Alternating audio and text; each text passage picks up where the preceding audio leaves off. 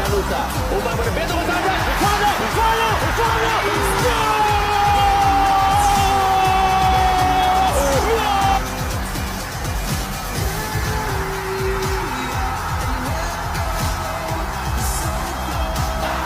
It's Kembali, the man who scored late against Hong Kong. He scored late here to make it 2-2. And have they gained an extra 30 minutes out of this one? Al-Shamsi beat him for a second time. And Indonesia have got a goal right at the death. So Stefano Lillipali, a veteran, 35 years old. He's on his 31st international appearance, been representing Indonesia for more than a decade.